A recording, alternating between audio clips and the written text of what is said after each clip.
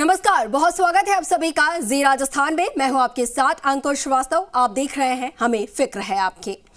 Thyroid एक ऐसी बीमारी बन चुकी है जिससे आज दुनिया का हर 5वां व्यक्ति प्रभावित है। आपको बता दें कि थायराइड ग्लैंड का मुख्य काम होता है हार्मोन्स का निर्माण करना और इससे शरीर का मेटाबॉलिज्म नियंत्रित रहता है। थायराइड हार्मोन जो है वो हमारे शरीर के कई जरूरी फंक्शंस के लिए जिम्मेदार होता है और इस वजह से इसकी कम या फिर ज्यादा मात्रा सेहत पर बुरा प्रभाव भी डाल सकती है। तो आइए जानते हैं ऐसे ही कुछ बदलावों के बारे में जो कि थायराइड हार्मोन्स गड़बड़ी की ओर इशारा करता है और साथ ही आपको बता दें कि ये भी जानेंगे कि थायराइड के लक्षण क्या कुछ है और ये कितना खतरनाक है। तो हम आपको थायराइड से जुड़े हुए हर जानकारी देंगे और आज हमारे साथ एक्सपर्ट्स जुड़ रहे हैं। आपके एक्सपर्ट्स जो हैं वो तमाम सवालों के जवाब आप तक पहुंचाएंगे क्योंकि हमें फिक्र है आपकी।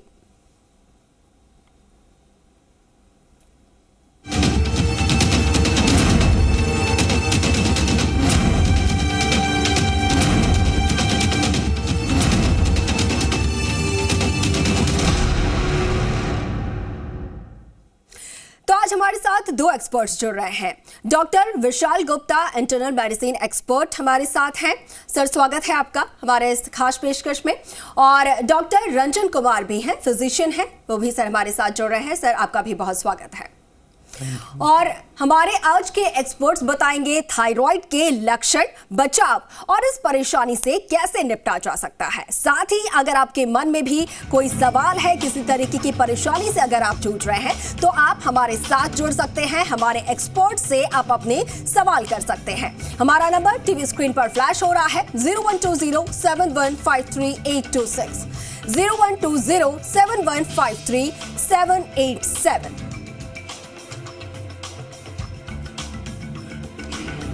और चलिए अब सीधा रुख करते हैं हमारे एक्सपर्ट्स का और उनसे जानते हैं कि आखिर ये थायराइड है क्या और कितने प्रकार इसके होते हैं, कितने तरीके के ये थायराइड जो है वो हमें प्रभावित कर सकते हैं। तो डॉक्टर रंजन, आपसे शुरुआत करेंगे और जानना ये चाहेंगे कि आखिर ये थायराइड है क्या और कितने प्रकार के ये होते हैं। थायराइड बेसिकली हमारे जो ये हार्मोन की कमी होती है, आयोडीन वगैरह की डिफिशियंसी होती है तो हो जाता है। बेसिकली दो प्रकार के होते हैं, हाइपोथायरॉइड्स और हाइपरथायरॉइड्स। हाइपोथायरॉइड्स में जैसे आपके लक्षण जो होते हैं, वेट बढ़ रहा है, घबराहट होती है, ये सब लक्षण हो सकते हैं। और ज़्यादातर इसका रोल होता है फीमेल्स में, ज़्यादा यंग फीमेल्स इस समय ज़्यादा रोल होता है क्योंकि अगर आपको थायराइड हो और आपने अपने डॉक्टर को दिखाया नहीं है, इसका इलाज नहीं कराया है तो स्पेशली फीमेल्स में कई तरह की बीमारियों को बढ़ा सकती हैं, उनकी फर्टिलिटी को कम कर सकती हैं। तो जो थायराइड की महिलाएं हैं जो थायराइड से ग्रसित होती हैं, इलाज नहीं कर रही हैं, तो उनमें फर्टिलिटी की संभावना थोड़ी कम हो जाती है। साथ में उनके बच्चे, अगर उनके बच्चे पे भी इफेक्ट पड़ता है, मिस कैरेज होने के चांसेस काफ़ी ज़्यादा हो जाते हैं। थायराइड होने पे अगर उसका ट्रीट नहीं हो रहा और डिलीवरी होती है तो बच्चा भी हो सकता है, कई बार उसमें उसके ये मतलब मानसिक रूप से कमज़ोर हो सकता है, उसका वजन कम हो सकता है। इस तरह की कुछ बीमारियां हो सकती हैं। तो स्पेशली फीमेल्स में बहुत ज़्यादा रोल होता है इसका, थायराइड्स का। जी जी, बिल्कुल बिल्कुल। डॉक्टर विशाल, आपके पास आना चाहूँगी। आपसे ये जानना चाहेंगे कि थायराइड जो है वो बताया जाता है कि हर 5वें इंसान में ये जो परेशानी है पाई जाती है। अब ऐसे भी कि परेशानी शुरू कहाँ से होती है, क्या कुछ इसके लक्षण देखे जा सकते हैं, शरीर में ऐसे क्या बदलाव होते हैं जिससे कि पता चलता है कि थायराइड कम या ज़्यादा हुआ है? बेसिकली थायराइड ग्लैंड जो है हमारे सबके गले पे ही होता है स्थिर, ठीक है। थायराइड जो एक हार्मोन रिलीज़ करता है, थायरोक्सिन नाम से, जो हमारे बॉडी में निकलता है। हालांकि जो उसका कंट्रोल है वो हमारा ब्रेन कंट्रोल करता है। पिट्यूटरी ग्लैंड में एक हार्मोन वहाँ से रिलीज़ होता है जिसे कहते हैं हम थायराइड स्टिमुलेटिंग हार्मोन। अब बेसिकली थायरोक्सिन लेवल जब भी बॉडी में या तो कम होगा या तो ज़्यादा होगा, और जब बॉडी में थायरोक्सिन लेवल कम होता है तो TSH लेवल हमारा बढ़ जाता है। और उस केस में हमारे शरीर में कई सारी तब्दीली आती है।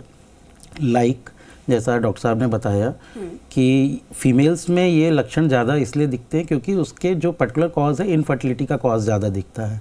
हालांकि थायरोक्सिन लेवल जब कम होता है और TSH लेवल बढ़ जाता है, जिसे हम हाइपोथायराइडिज्म कहते हैं, इसमें वज़न बड़ी तेज़ी से बढ़ता है, इसमें मूड स्विंग्स बहुत तेज़ी से होता है, इंसान को ठंड में जो ठंडक लगती है उससे भी ज़्यादा, गर्मी के टाइम में भी इवन कई लोगों को ठंडक ज़्यादा लगती है। ये कुछ एक लक्षण हैं। अब इसके कमी के कारण से थायरॉक्सिन लेवल की जो कमी हो जाती है और टीएसएच लेवल बढ़ जाता है, उसमें अगर इनफर्टिलिटी, अगर कोई प्रेग्नेंट फीमेल है, अगर उसके थायरॉक्सिन लेवल में कोई कमी आती है तो उस केस में कंजेनाइटल डिफेक्ट्स के चांसेस बढ़ जाते हैं। हार्ट के लक्षण भी आने चालू हो जाते हैं, किडनी पे भी लक्षण चालू हो जाते हैं। तो कई सारी बीमारियां हैं जो हमारी, और hypothyroidism is very common in ये बीमारी मानी जाती है। हालांकि हाइपरथायराइडिज्म एक दूसरा टाइप की चीज़ हो जाती है। इसमें थायरॉक्सिन लेवल ज़्यादा सिक्रीट होता है, टीएसएच लेवल कम हो जाता है, उसमें आदमी बिल्कुल पतला दुबला सा होता है, आईज बल्ज हो जाती हैं, घबराहट के लक्षण हमें उसमें मिलते हैं जी। ये सारी सब चीज़ें। बिल्कुल बिल्कुल। डॉक्टर अंजन, आपके पास आऊँगे। आप लोगों ने बताया कि थायराइड आखिर है क्या, किस चीज़ की कमी की वजह से ये होता है, क्या कुछ लक्षण होते हैं। अब आपसे जानना चाहेंगी कि इससे बचाव कैसे किया जा सके, क्या ऐसा किया जाए, कैसे हमारी लाइफस्टाइल हो या फिर खान पान में ऐसा क्या शामिल किया जाए जिससे कि इस समस्या से बचा जा सके। जी, जैसे ही थायराइड के लक्षण किसी में नज़र आते हैं, जैसे कि वज़न ज़्यादा हो रहा है, घबराहट हो रही है, बहुत ज़्यादा ठंड लग रही है या बहुत ज़्यादा सर्दी लग रही है, तो फिर अपने डॉक्टर से मिलके थायराइड का जांच करानी चाहिए। इसका इलाज बहुत सरल है और बहुत बेसिक मेडिकेशन से लोगों का इलाज हो जाता है। साथ में डेफिनेटली जैसे आपने कहा, डाइट वगैरह कुछ चीज़ हम अवॉइड कर सकते हैं। सोयाबीन की चीज़ें होती हैं, कुछ लोग आयरन के टैबलेट्स वगैरह मल्टीविटामिन लेते हैं जिसमें आयरन वगैरह ज़्यादा होता है, तो जिनको थायराइड है तो उसमें थोड़ा सा उनको रेस्ट्रिक्टेड किया जाता है।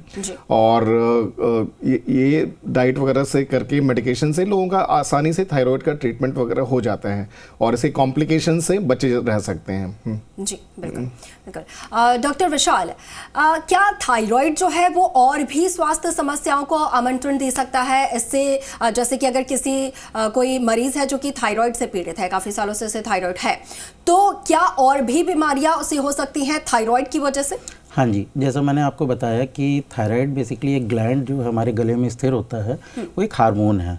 वो जब भी रिलीज़ करता है वो पूरे बॉडी में सारी सब चीज़ों को अफेक्ट करता है। वेट उससे बढ़ता है, वज़न में कमी आना, बढ़ना, प्लस टेम्परेचर मॉनिटरिंग ये करता है, ठीक है। उसके कारण से आपके हार्ट रेट्स वगैरह बढ़ जाते हैं, हार्ट पे इफेक्ट करता है, किडनी पे इफेक्ट करता है। कई बार आप देखे होंगे कि कई बार टीएसएच लेवल थोड़ा सा बढ़ा हुआ होता है, लेकिन हम उस लेवल पे उसे हम कहते हैं सब क्लिनिकल हाइपोथायराइडिज्म। हम उसमें मेडिकेशन सब क्लिनिकल हाइपोथायराइडिज्म के केस में नहीं स्टार्ट करते हैं, क्योंकि कई और भी कारण होते हैं।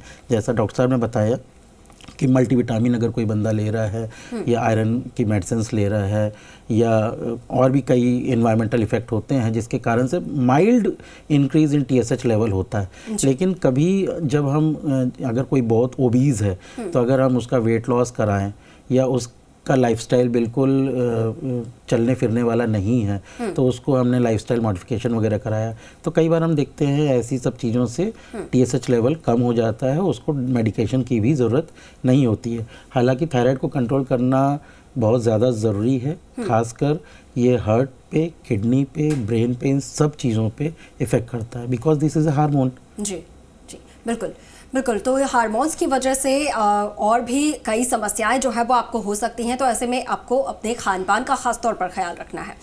डॉक्टर रंजन, आपके पास आऊँगी, जानना ये चाहूँगी कि अगर किसी को शुरुआती लक्षण नज़र आ रहे हैं, तो सबसे पहले तो मैं आपसे शुरुआती लक्षण चाहूँगी कि क्या कुछ बॉडी में ऐसे बदलाव आने लगते हैं जिससे कि पता चल सके कि थायराइड की ये समस्या जो है हो सकती है और ऐसे में हमें अस्पताल जाके जाँच करवाना चाहिए। तो सबसे पहले वो शुरुआती लक्षण आपसे जानना चाहूँगी, और उसके बाद क्या कुछ टेस्ट इसके लिए होते हैं और क्या कुछ अमाउंट उस टेस्ट की आती है। अच्छा, शुरुआती लक्षण यूजुअली मेरा सजेशन ये रहता है कि जैसे कि जो स्पेशली यंग एज में जो स्पेशली महिलाओं में जो प्रेगनेंसी के एज के करीब होती है 20 साल के बाद, उनको ज़रूर हर महिला को एक बार अपना थायराइड की जांच करा लेनी चाहिए 20 साल के आसपास, अगर उसमें लक्षण हैं या नहीं, ताकि उनको ये पता चले कि क्योंकि वो उनकी शादी की एज होती है, तो अगर वो उसको जांच कराए बिना अगर वो थायराइड रहता है तो कई बार बढ़ता जाता है। तो शुरुआती लक्षण जो होते हैं डॉक्टर साहब जैसे बता चुके हैं कि वज़न बढ़ता है, टेम्परेचर कम ज़्यादा हो सकता है, उनका घबराहट काफ़ी ज़्यादा रहती है, बहुत जल्दी ठंड लगती है, बहुत जल्दी गर्मी भी लग जाती है और बेचैनी सी रहती है। ये सब शुरुआती लक्षण होते हैं और ये सब हो तो उनको अपने थायराइड की जांच करानी चाहिए, थायराइड प्रोफाइल उनको कराना चाहिए, जो कॉमन होता है। एवरेज जो रेंज होती है उसकी करीब 1 से लेके 5.5 तक होती है, 5 तक होती है।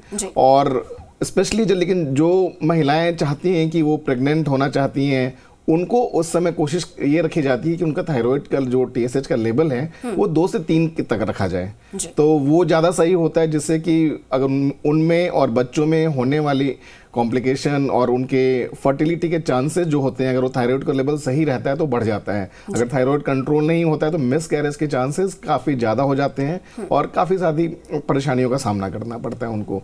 तो वो थायराइड का लेवल है और ये थायराइड की जांच करानी चाहिए और उसका अपने डॉक्टर को दिखाना चाहिए, अपने गायनी से सलाह लेनी चाहिए और इससे अपने वो थायराइड की बीमारियों से बच सकते हैं। और जिनको जो पुरुष और बाकी लोगों में भी थायराइड का रोल होता है, पर अगर केवल बेसिक लेवल से थोड़ा ज्यादा हो तो जैसा डॉक्टर साहब ने बताया कि सब क्लिनिकल थायराइड होता है, मेल्स में एज सच फिर उनको मेडिसिन सलाह स्टार्ट करने की सलाह नहीं दी जाती है। अगर उनको कोई सिम्टम्स ना हो, केवल थायराइड का लेवल थोड़ा सा बढ़ा हो, तो ऐसे में वो थोड़ा सा डाइट वगैरह कंट्रोल करके और थोड़ा सा मॉनिटर करके कि बीच बीच में अपनी जांच करा के उनकी मेडिकेशन स्टार्ट करने से पहले डॉक्टर से केवल सलाह ले लें। डॉक्टर जब उनको एडवाइस करते हैं कि अब आपको मेडिसिन ले लेनी चाहिए, तभी उनको थायराइड की मेडिकेशन स्टार्ट करनी चाहिए। जी बिल्कुल बिल्कुल। डॉक्टर विशाल, आपसे जानना चाहूंगी कि बार बार ये चीज सामने आ रही है, आप लगातार आप भी बता रहे हैं और डॉक्टर रंजन भी लगातार ये बता रहे हैं कि महिलाओं में ये समस्या ज्यादा होती है, तो क्या हम कारण जान पाएंगे कि महिलाओं को क्यों ये समस्या ज्यादा देखने को मिलती है इन कंपैरिजन टू जो मैन है उनसे? क्या कुछ कारण इसके हैं? देखिए, वैसे तो जो मेजर कॉज है इसका इडियोपैथिक है, मतलब कि कोई कॉज नहीं है, लेकिन महिलाओं के साथ में इसलिए कहा जाता है क्योंकि महिलाओं में मेल के मुकाबले कुछ हार्मोन्स ज़्यादा रिलीज़ होते हैं। अब वो जब वो मैरिज करती हैं तब वो हार्मोन लेवल अलग उनका सिक्रीशन लेवल चेंज हो जाता है। जब वो प्रेगनेंसी कंसीव करती हैं तब उनका सिक्रीशन लेवल चेंज हो जाता है। इवन जब वो डिलीवर करती हैं तब वो सिक्रीशन लेवल चेंज हो जाता है। तो ये सारे जो हार्मोनल लेवल जो ज़्यादा चेंजेस मिलते हैं मेल के मुकाबले फीमेल्स में ज़्यादा होता है। अब चूँकि फीमेल को हम एक जननी के रूप में मानते हैं और सारे कॉम्प्लिकेशंस जो फीमेल में अगर होते हैं तो वो बच्चे में भी आने की संभावना होती है। अगर जो डॉक्टर साहब ने जैसे बताया कि नॉर्मली जो TSH लेवल होता है वो हम 4.2, 5.5 अलग अलग लेबोरेटरी का अलग अलग वेरिएशन होता है, लेकिन महिलाओं के केस में, जो प्रेग्नेंट महिलाओं के केस में, हम उसे मेंटेन करते हैं 2 से 3 के बीच में, ताकि उनके बॉडी के खुद के अंदर कोई कॉम्प्लिकेशन ना आए। इवन जो बच्चा वो आएगा उसमें भी कोई कंजेनाइटल एनोमली ना आए। लाइक कई सारे कंजेनाइटल हार्ट डिफेक्ट्स आते हैं तो उसको प्रिवेंट कर सके। तो महिलाएं तो हमारे लिए सबसे ज़्यादा फोकस करने वाली पेशेंट्स में माने जाते हैं। बिल्कुल बिल्कुल, ठीक है। डॉक्टर रंजन, क्या ये जो समस्या है थायराइड की वो मदर से बच्चे में भी आ सकती है? क्योंकि इस तरीके की कई हमने बीमारियां देखी हैं, जैसे कि अगर शुगर ले लिया जाए, डायबिटिक के जो पेशेंट होते हैं उनमें ये देखने को मिलता है कि अगर ग्रैंड पेरेंट्स हैं या फिर पेरेंट्स हैं तो उनसे बच्चों में ये ट्रांसफ़र हो जाता है। तो क्या थायराइड भी इस तरीके से बच्चों में जा सकते हैं? जी, ट्रांसफ़र ये बच्चों में भी हो सकता है, पर यूजुअली बच्चों में उस तरह के सिम्टम्स नहीं होते हैं तो उनको एज सच मेडिकेशन की ज़रूरत नहीं पड़ती है। लेकिन एक जब टीनेज और वो एज आए जाती है तो उनका एक बार अगर कुछ सिम्टम्स है, जैसा मैंने थायराइड के सिम्टम्स वगैरह बताए, तो उनकी भी एक बार जांच वगैरह करा ली जाती है और देखा जाता है कि इनको कुछ मेडिकेशन स्टार्ट करने की ज़रूरत है या फिर बिना मेडिसिन से भी कंट्रोल हो सके तो उनको डाइट और बाकी चीज़ों से कंट्रोल किया जाता है। जी ठीक है, ठीक है, ओके। डॉक्टर विशाल, कहा ये जाता है, कई बार सुनने को मिला है कि जो थायराइड के पेशेंट्स होते हैं उन्हें कहा जाता है कि चाय और दूध से बचो, तो इसमें कितनी सच्चाई है? क्या थायराइड के पेशेंट्स को सच में दूध का सेवन नहीं करना चाहिए या चाय का सेवन नहीं करना चाहिए? और इसके साथ ही अगर एक आइडियल डाइट देखा जाए थायराइड पेशेंट्स के लिए, तो क्या कुछ चीज़ें उन्हें शामिल करनी है और क्या कुछ चीज़ों को उन्हें अवॉइड करना है? नहीं, दूध से तो खैर ऐसा कोई रिलेशन नहीं है कि थायराइड के लिए पेशेंट्स को कहा जाता है कि दूध से बचें।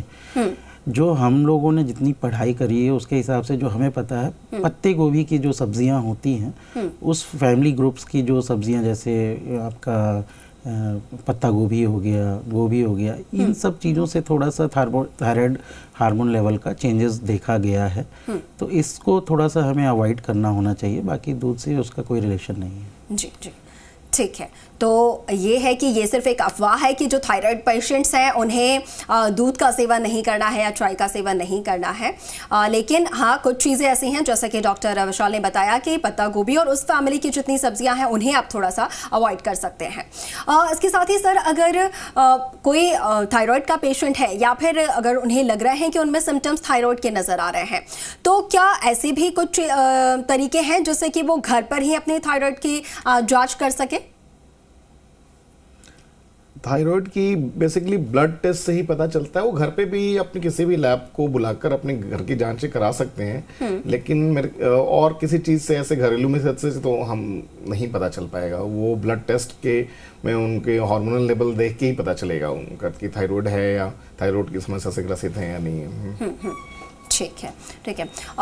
डॉक्टर विशाल, थायराइड जो है वो जैसा कि हम जानते हैं कि हर 5वें चौथे इंसान में ये समस्या देखने को मिलती है, लेकिन क्या ये जो बीमारी है वो एक बार होने के बाद पूरे जीवन चलती आती है या फिर एक बार के लिए ये खत्म हो जाती है? कुछ पीरियड के लिए अगर प्रॉपर मेडिकेशन किया जाए और प्रॉपर डाइट का ध्यान रखा जाए तो क्या ये बीमारी खत्म हो सकती है जड़ से? नहीं मैडम, थायराइड एक ऐसी समस्या है जो कभी जीवन में खत्म नहीं होती है, तो शरीर के साथ ही रहती है।